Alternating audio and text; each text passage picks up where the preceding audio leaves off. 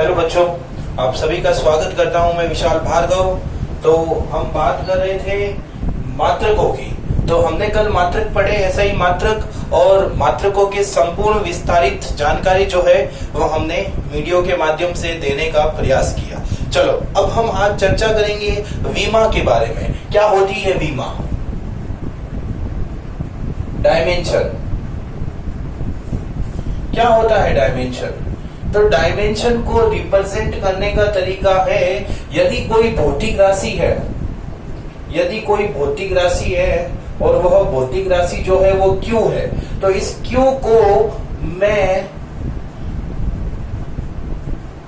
इस रूप में लिखता हूं।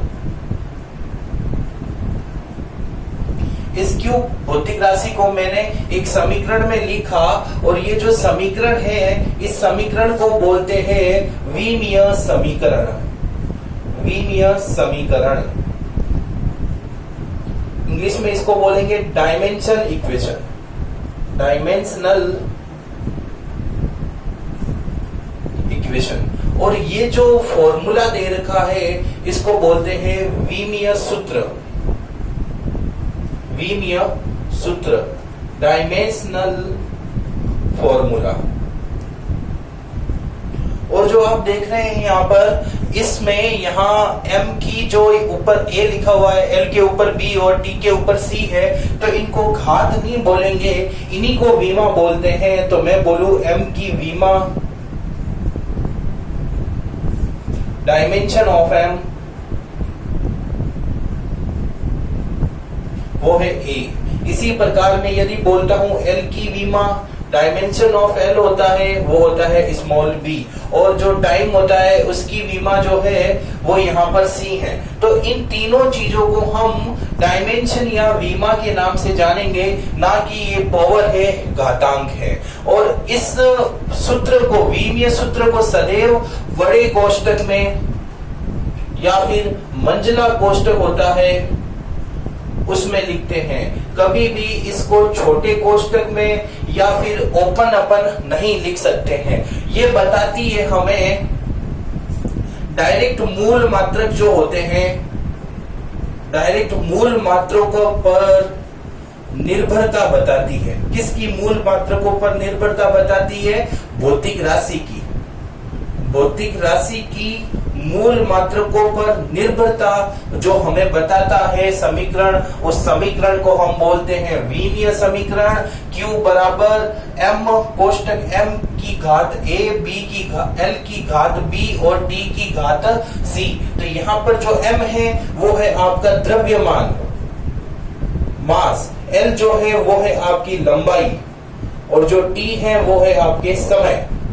और इस प्रकार की जो नीति है वो नीति हमारी विमा कहलाती है, विमीय विश्लेषण के रूप में। इसकी क्या विशेषताएं हैं? तो पहली विशेषता यही है कि यह बड़े कोष्टक में लिखा जाता है इसको, ये पहली विशेषता है। दूसरी विशेषता, यदि विशेषता नहीं, कुछ बातें ध्यान में रखने वाली हैं, वो कौन सी है? विमीय समीकरण को, विमीय जो सूत्र होता है सदैव उसको बड़े कोष्टक या मंजिला कोष्टक में अपन रखेंगे। और मंजिला कोष्टक को मैं नहीं बोलूंगा, जनरली हम बड़े कोष्टक में ही रखेंगे, मतलब हमेशा आपको इसी प्रकार से देखना है। अब बात करते हैं ये M, L, T क्या है? ये द्रव्यमान, लंबाई और समय है। और इनकी ये जो विमाएं हैं A, B, C, ये ABC का जो मान होता है वो सूत्र का मान होता है वो भौतिक राशि के मात्रकों पर निर्भर करता है कि उस भौतिक राशि की क्या मात्रक है, उसके ऊपर निर्भर करेगा ये एबीसी का मान। ये बात भी थोड़ा ध्यान रखना। चलो और बात अगर देखें तो मैं ये बोल सकता हूं कि इसको हमेशा अंग्रेजी अक्षरों में लिखते हैं और वो अंग्रेजी अक्षर कैपिटल लेटर में होंगे। ये कभी स्मॉल एम मत लिख देना, या स्मॉल एल या स्मॉल टी नहीं लिख सकते हैं। कहने का तात्पर्य ये है कि small small M, small L और स्मॉल टी ये लिखना उचित नहीं है, ये सत्य है, ये असत्य है। और अगर मैं बात करूं तो इसमें हम शुद्ध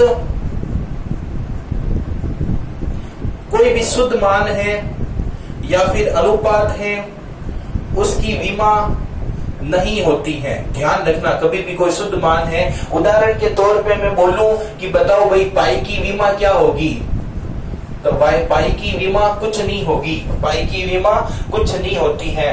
या फिर मैं बात करूं अपेक्षिक घनत्व, तो अपेक्षिक घनत्व क्या होता है, किसी वस्तु का घनत्व बटा या किसी द्रव का घनत्व बटा जल का घनत्व।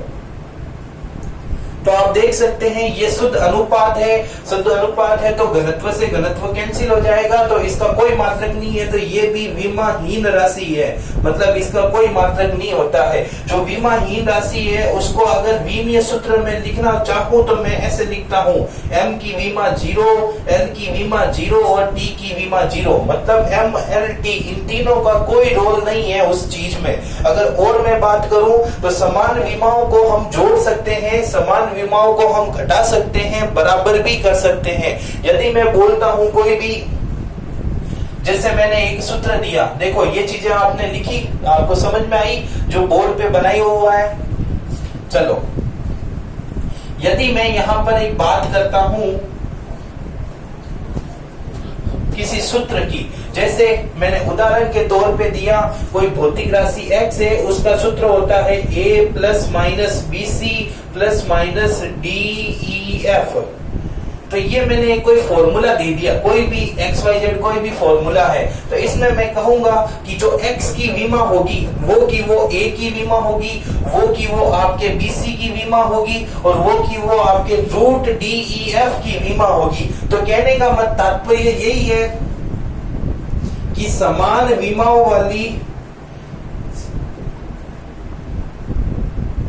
राशियों को के बीच में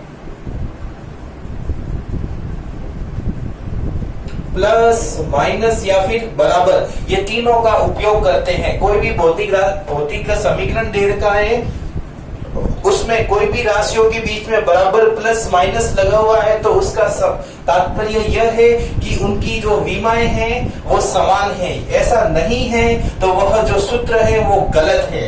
तो कुछ बातें आपको मैंने बताई। एक और बात, इसी को बोलते हैं विमीय समांगता का सिद्धांत। इसको क्या बोलते हैं? विमीय समांगता का सिद्धांत। तो ये कुछ बातें आपके समक्ष मैंने आपको बताई।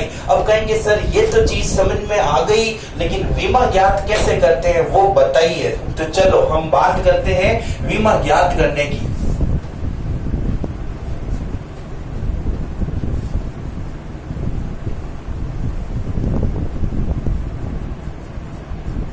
ओके,